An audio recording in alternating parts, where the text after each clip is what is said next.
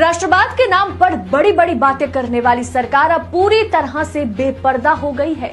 जिस सेना के नाम पर मोदी जी 2014 के बाद 2019 में प्रचंड बहुमत के साथ चुनाव जीते, आज उसी सेना पर लिए गए एक फैसले ने मोदी सरकार की नीयत पर ही सवाल पैदा कर दिया। हर चीज का जब प्राइवेटाइजेशन हो ही रहा है तो सेना ही क्यों बाकी रहे? क्या अब सेना भी प्राइवेट हाथों में जा रही है?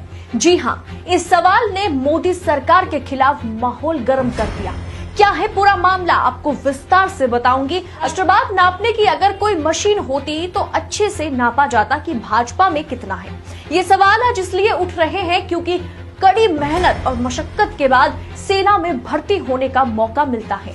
उसमें भी कई तरह के राउंड्स होते हैं, फिजिकल क्लियर करना है, मेडिकल क्लियर करना है, तमाम तरह की चुनौतियों का सामना करना होता है। सेना में भर्ती का प्रक्रिया काफी लंबी है, लेकिन अब उसे भी प्राइवेट हाथों में दिया जा रहा है। सुनकर चौंक गए ना आप, लेकिन यही सच है। सबसे पहले दैनिक भास्कर की इस रिपोर्ट पर गौर करें। सेना में 3 साल के लिए भर्ती होंगे युवा, नौकरी के बाद कॉर्पोरेट सेक्टर जा सकेंगे। जबकि 2 साल से सेना में भर्ती नहीं हुई, जो तैयारी में जुटे हुए थे उनकी उम्र निकल गई। सेना में 1.25 लाख पद खाली पड़े हैं और सरकार क्या ऐलान कर रही है कि अब सेना में 3 साल के लिए भर्ती होंगे युवा, नौकरी के बाद कॉर्पोरेट यानी कि प्राइवेट सेक्टर में जाएंगे, जिसे सरकार ने अग्निपथ भर्ती प्रवेश योजना का नाम भी दे दिया। पहले तो 2 साल तक भर्ती नहीं हुई और अब कॉन्ट्रैक्ट बेसिस पर 3 साल के लिए सेना में भर्ती शुरू हो रही है। ये थोड़ा उस तरह का नहीं है कि हाथ में से पनीर थाली छीनकर दाल चावल पकड़ाया जाए और सरकार कह रही है कि देखो हमने क्या बढ़िया काम किया। सर्जिकल स्ट्राइक के नाम पर, राष्ट्रवाद के नाम पर मोदी जी ने 2019 में हाथ जोड़कर वोट मांगे और अब वो सब भूल गए। और इस अग्निपथ में जो जवान भर्ती होंगे उन्हें अग्निवीर का नाम दिया गया, लेकिन ये अग्निवीर केवल 3 साल के लिए देश के लिए काम कर पाएंगे। उसके बाद सरकारी नौकरी, और वैसे भी सरकारी नौकरी तो है नहीं, तो प्राइवेट कंपनी में काम करना उन्हें होगा। क्या यह एक तरह से युवाओं की जिंदगी के साथ खिलवाड़ नहीं है?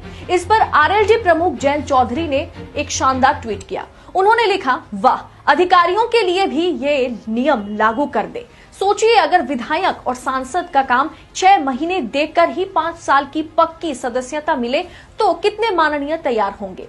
यही बात है, जहां परफॉर्मेंस चेक करने की जरूरत है, जहां सबसे ज्यादा परफॉर्मेंस चेक करने की जरूरत है, वहां तो घपलेबाजी चल रहे हैं।